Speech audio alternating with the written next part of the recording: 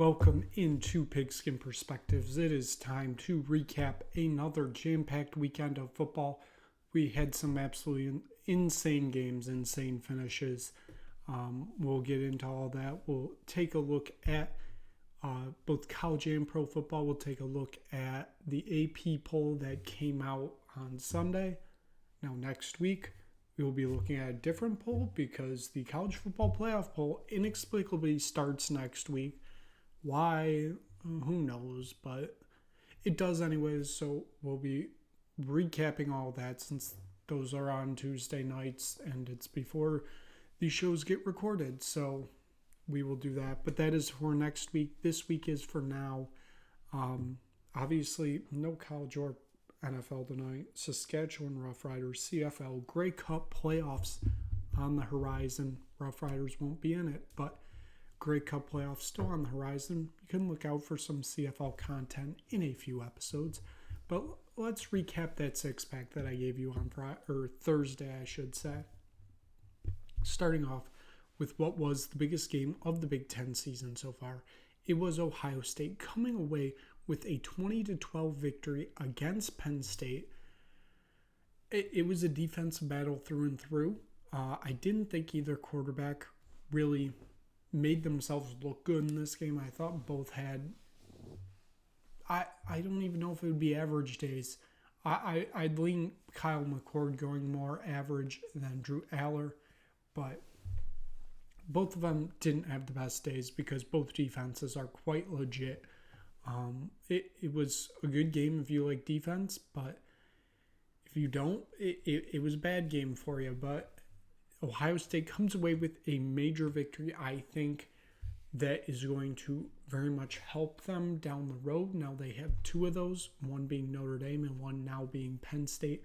I think that's going to help them if they drop a game somewhere. In the battle of the first leg of the Commanders-in-Chiefs Trophy, we talked about this. Air Force went into Annapolis, came away with a 17-6 victory. We talked about how their quarterback was most likely going to be out on Thursday. Well, guess who showed up on the first play on Saturday? It was their starting quarterback. So Air Force didn't struggle as much as I expected them to because they obviously had their quarterback. Threw for the longest touchdown pass in Air Force football history, 94 yards. Which is obviously believable because Air Force likes to run the ball because they're a military school. Navy didn't look outstanding in this game. I know it's a first-year head coach. They're trying to figure things out there. It's going to be growing pains, but I think they look a little bit better than last year, which is, I think, something that they needed to show this year. We moved down south. Alabama faced off against their big rival, Tennessee. Tennessee had a lead going into half, a pretty decent lead. Questions were starting to go around about Alabama. Alabama comes out in the second half and absolutely rolls Tennessee. They get the victory 34-20. That second half performance was Alabama was just something stunning to watch, I would say. They're not a playoff team, I don't think, because I don't think that, well, given the Brock Bowers injury, they might be able to beat Georgia. But this still isn't Nick Saban's best Alabama team. I think we all know that. They're probably competing for a New Year's Six Bowl, probably not playoff right now, but they still look decent enough to get wins, and I think that's what they really showed in this game. Ole Miss traveled to the Plains to face off against Auburn. I said this was going to be a close game no matter what the experts said, and it was. Ole Miss come away with the 28-21 victory against Auburn. This was a really intriguing game to watch because it kind of felt like a chess match of each team trying to outduel the other, I guess. Even though Auburn doesn't have the talent that Ole Miss has right now, they stayed in the game, kept close, just couldn't get it done in the end. Ole Miss come away with the victory. Moving on, Duke traveled down to Tallahassee. I said, Duke can keep this game close. They did for about 3 quarters, and then Florida State pulled away. There were points where I said, hey, Duke might actually win this game. They don't, though. It's Florida State that come away with the 38-20 victory. That Florida State train keeps rolling. I said I don't see anywhere them tripping up until the ACC title, and even then I don't see them tripping up. They are, I think, quite easily going into the playoff as an undefeated team. And finally, Utah traveled to Los Angeles to face off against USC at the Coliseum. USC coming off that loss to Notre Dame. We were going to see how they responded to that. First half, they looked awful. They were down quite a bit. It looked like they were just done. They were giving in. They come all the way back, take the lead in the game with just minutes remaining, and then Utah gets the ball, goes down the field, kicks a game-winning field goal, and they win this game 34-32. USC they are on a downward trajectory right now. Their schedule doesn't get any easier, which is scary for them. And on top of all that, Lincoln Riley apparently out this past few days with an illness. Who knows? It's going to be an interesting watch to see how this USC team figures out in November, because it's not an easy schedule coming up for them. So given that, we'll take a look at what the AP has decided this week's poll is going to look like.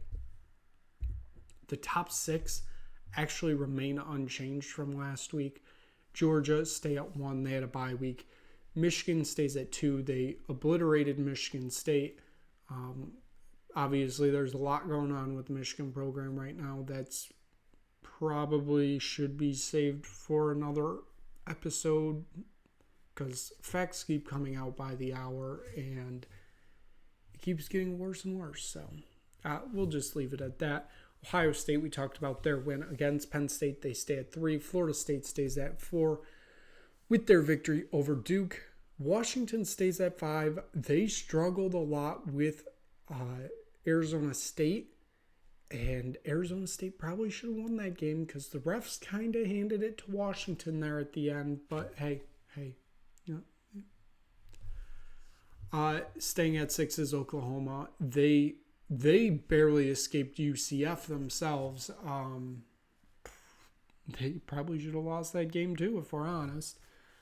7 moving up 1 spot was Texas. They escaped Houston. After a bad spot on a 3rd down that put them at 4th and 1 instead of giving them a first down. I don't know what the ref saw there, but it was a first down and it cost Houston the game. Oregon moves up 1 spot to 8. They controlled the game against Washington State from start to finish. Alabama moves up to 9. We talked about their win against Tennessee. Moving down 3 spots is Penn State after their loss to Ohio State. Oregon State moves up to 11. They had a bye week. Ole Miss move up to 12 with that Auburn win. Utah move up to 13 with that USC win. Notre Dame, believe it was a bye week for them. Could be wrong there, but they move up to 14. 15 is LSU. They dismantled Army. I thought Army would at least cover because of the triple option. They did not. Missouri moves up 4 spots to 16. North Carolina drops 7 spots to 17 after losing to Virginia. A Virginia team, I believe, had 2 wins coming into this game, something like that. Quite a disappointing loss there for North Carolina. Louisville move up to 18. Air Force move up to 19. Duke fall to 20. Tennessee fall to 21. Tulane moves up to 22.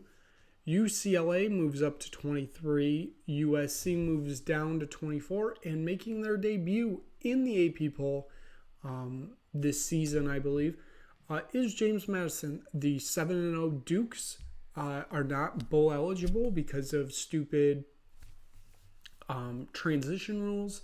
The NCAA has already said they're not changing their decision on that, which is just absolutely stupid. Punishing the athletes, even though they're playing at a high level right now, is, well, right on brand for the NCAA. So can't really say I'm surprised there, but I believe they should let the Dukes play. So given that was college football. Like I said, a lot of storylines going on in college football right now. Got everything that's going on with Michigan, which is looking like a disaster by the moment. You have this becoming the season of almost upsets, and the upsets not happening. I just mentioned like 3 teams in the AP top 10 that should have lost this weekend and didn't.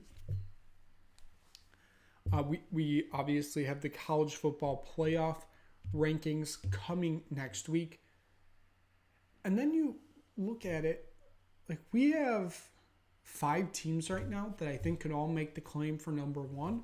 And we're headed into November. I think that's really all you can ask for. It shows the parity that's kind of in college football this year, but also kind of shows nobody's that good in college football this year. So given that, we'll move on to the NFL. On Thursday night, the Jaguars came away with a 31-24 victory over the Saints. They controlled the game, but they kept letting the Saints back in the game, and it almost cost them at the end. Jaguars come away with the victory there. They are now 5-2, I believe, starting to run away with that AFC South division, a division that seemed wide open in week 2. The Brian Hoyer-led Ragers went up against the Tyson Bagent-led Bears, and it was Tyson Bagent getting his first ever NFL win. The undrafted quarterback from Shepherd University, which is a D2 school, gets his first ever win. The Bears win this game 30-12. The Raiders don't know how to play football under Josh McDaniels, it seems, so who knows. Bears still not very good, but get a win against an even worse team. The Browns escape Indianapolis with a 39-38 victory against the Colts. The Colts debuted their Indiana Knights uniforms at 1 p.m. on a Sunday with the roof open. Doesn't make sense, but whatever. I'll say it. The Browns kind of handed the game at the end. There were some questionable flags that were thrown that helped the Browns get the victory there. Deshaun Watson goes down with injury again. Who knows what's happening there? PJ Walker comes in relief, gets the job done-ish. The Browns walk away with the victory. They're 4-2.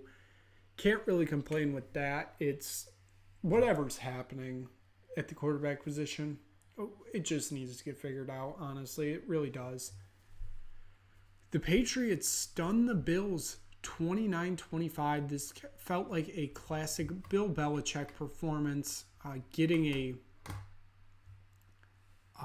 just controlling victory against an AFC East opponent in a true Bill Belichick fashion. No, I'm not saying the Patriots are back because I think they still suck. I think this was just an anomaly, or maybe the Bills just aren't as good as we thought they were. That's a real possibility right now. I think they're sitting at 4-3 or something like that.